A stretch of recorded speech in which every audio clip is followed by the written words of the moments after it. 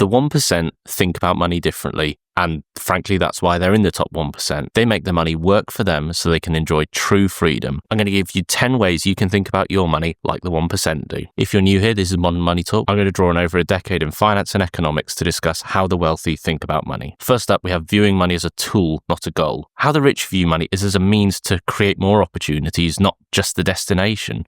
It's a tool for them to make more money, which they can then use to make even more money. But the rich also understand that, like other tools, it makes sense to know how to use it. So when you separate the idea that money is not a goal in itself, instead it's a tool that helps you hop off the never-ending 9-to-5 treadmill, it lets you break free from this kind of endless pursuit of always wanting more. This is something that Thomas Stanley talks about in The Millionaire Next Door. Wealth is accumulated slowly over time with really careful money decisions. And the book really talks about how the rich prioritize investments and financial independence over those immediate material purchases. You can then use your income from those investments to fund your lifestyle. All the 1%ers who I know, one of the first things that they spend money on isn't cars or designer, this, that, and the other. It's a cleaner.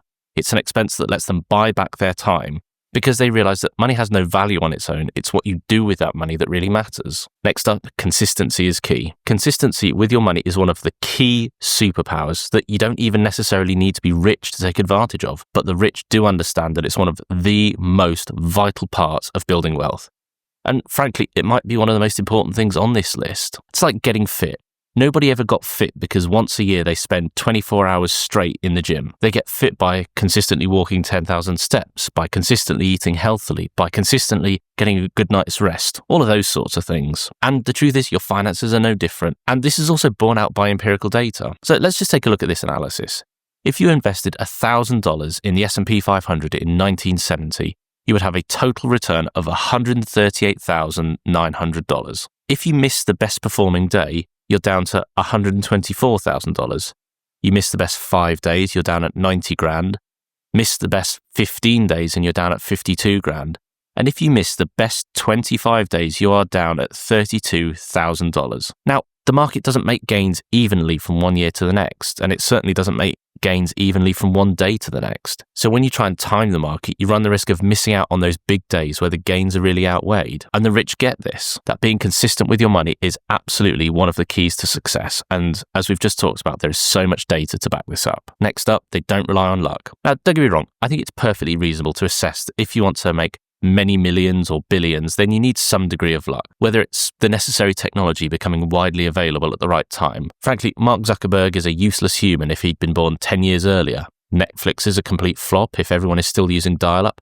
But the rich also understand that you can make your own luck, spending less than you make, developing a high income or high in demand skill, a focus on owning a lot, not just earning a lot, harnessing the power of compounding and time, which we just mentioned. All of these are key things that rich people understand that you really need to master to become rich, but you don't necessarily need them in an endless supply. But maybe the most important thing is to create multiple opportunities for success.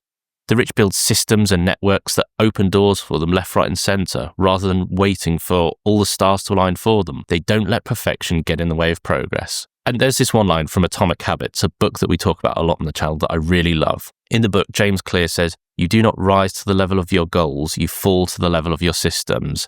And this ties this point and the previous one together absolutely perfectly. This really stresses that consistency through systems and habits is what ultimately leads to success, especially when it comes to your money. Money management versus money mindset. This is something that Morgan Housel talks a lot about in The Psychology of Money, that your money mindset shapes your financial decisions, how your emotions and your mental models about money shape how you manage it, how you invest it, and ultimately how you can grow your wealth. And the main takeaway, frankly, is that financial success is as much about psychology and mindset as it is about how you manage your money. Your money management, frankly, can be the easy part. It's the mindset that can really get in your way.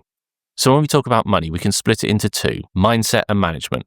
On one side, we have the attitudes, beliefs, and deep-seated narratives that we have about money, which we tell ourselves. And on the other hand, it's spreadsheets, bank statements, and all your taxes. But my view, in reality, trying to separate these two is like trying to get the eggs out of the cake after it's baked. How we feel about money profoundly affects how we handle it and vice versa. And your money mindset is shaped by your own experiences. Maybe you had a ton of debt when you went to university and now you're super averse to it. Maybe your parents were rich, maybe your parents were poor. Maybe all this shapes how you approach your money decisions.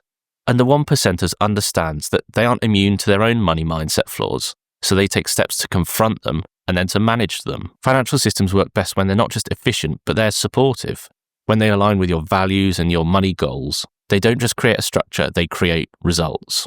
Be deliberate. So one thing that so many people do, and I do mean so many people, is they fall victim to not knowing where their money goes every month.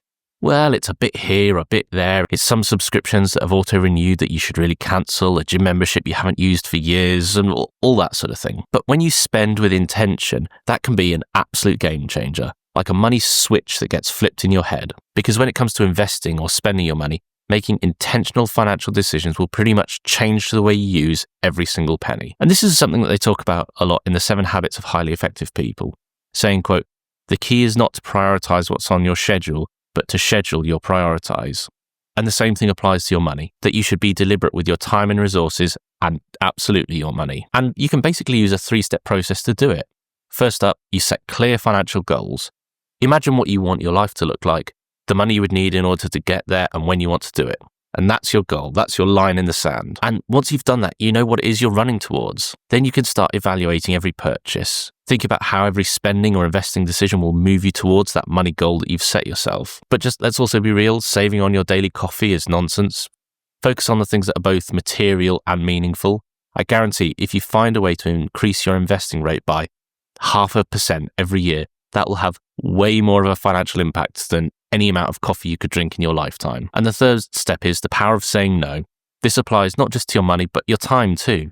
That being intentional with your money means saying no to distractions and non-essentials. Know your numbers. Now, don't get me wrong on this. I don't think Jeff Bezos knows what he spends on milk every month, or that Bill Gates even knows what the price of a pint of milk is. But understanding your financial health and where you stand financially is a critical component to building wealth. And again, this is backed by empirical evidence. A study by Vanguard in 2017 titled How America Saves found that individuals with higher incomes are more likely to contribute to employer-sponsored retirement accounts, own stocks, and invest in higher risk assets. And frankly, this can really break down into 4 main areas. Tracking your cash flow. It's so crucial to understand your inflows and your outflows so you can make informed financial decisions. Second is debt and asset management. Understand how your debt to income ratio and your net worth helps you make strategic financial moves. The power of budgeting. Wealthy people prioritize creating and sticking to a reasonably detailed budget. And if all else fails, you can always follow the 50-30-20 budget. And the last one is using data to drive decisions, understanding value versus cost. Now, we're going to go back to Warren Buffett again on this one, but Warren says, price is what you pay,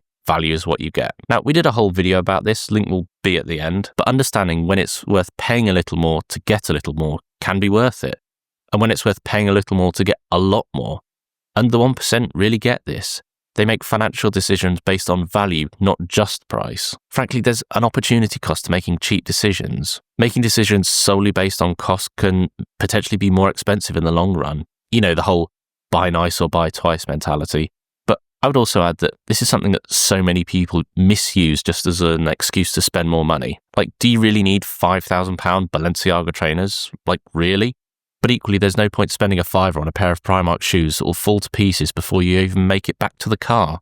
The middle ground, that's what we're aiming for. Embracing the growth mindset. So there was this study from Germany in 2018 which studied the personality traits of millionaires using their tax data. People with higher levels of wealth tend to be more conscientious and open to new experiences. But this one does have a lot of components attached to it. But basically, the 1% will never stop learning, whether it's how to do their job better, how to make more money, improving their financial education, and more on that a bit later. But they view challenges as opportunities, that setbacks can be a way to learn and grow rather than obstacles that they can just fall flat on their face. And one of the biggest advantages of an open mindset is continuous adaptation. The wealthy will embrace change and adapt to new opportunities in technology or finance to make sure that their money is really working for them. But they also understand the importance of resilience, that financial resilience and a decent financial armor can really help prepare you and make sure that should the worst happen with your finances, you've got something tucked away that you can fall back on. There are practical ways that everyday folks can take advantage, but we'll go into more detail on that a little bit later on in the video. Focus on building assets, not just earning income. So we talked right at the start of the video about how the rich view money as a tool, not as an end goal. And once they have it, they use it to buy back their time to create more opportunities or to leverage it to create even more opportunities. And the thing is, assets can help to create passive income, and the 1% focus on acquiring these assets that will generate an income over time. This can be building wealth through equity, owning equity in a business and real estate helps to build longer-term wealth as well as passive income. It's also investing in themselves as an asset. The 1% use skills, knowledge, and network building as absolutely essential assets for long-term success. And finally, we have the power of financial education. Now, just a minute ago, we wanted to talk about practical ways regular people can adopt a growth mindset. And frankly, this is the easiest one, through financial education. And there is so much empirical evidence that good financial literacy just helps people make better financial decisions. Take a look at this paper. Quote, "The authors found that individuals with higher financial literacy tend to make better financial decisions, such as saving more for retirement, understanding compound interest, and managing debt more effectively." Basically, they found that financial literacy improves decision-making and leads to better economic outcomes. Or there's this paper here from 1996. The paper was called "The Effect of Financial Education in the Workplace, Evidence from a Survey of Employers." So this is actually going into people's workplaces and helping to give them financial education so that they're less stressed about money when they're at work. And this study found, quote, "This study analysed the effects of workplace financial education programs and found that employees who participated in such programs were significantly more likely to engage in retirement savings plans and make more informed investment decisions." So there you have it. Better financial literacy is linked to lower debt, higher savings rate, better retirement, better financial decisions, and just better outcomes overall. Now, as I mentioned, we have this video right here about how to spend money. Spending money is as easy as people think, but doing it well and doing it with your brain can be even harder. So make sure you watch this video here. We also have this video just here about the 12 signs you might be falling behind financially and not even know it. Thanks very much for watching Modern Money Talk. If you've liked this video, please like and subscribe.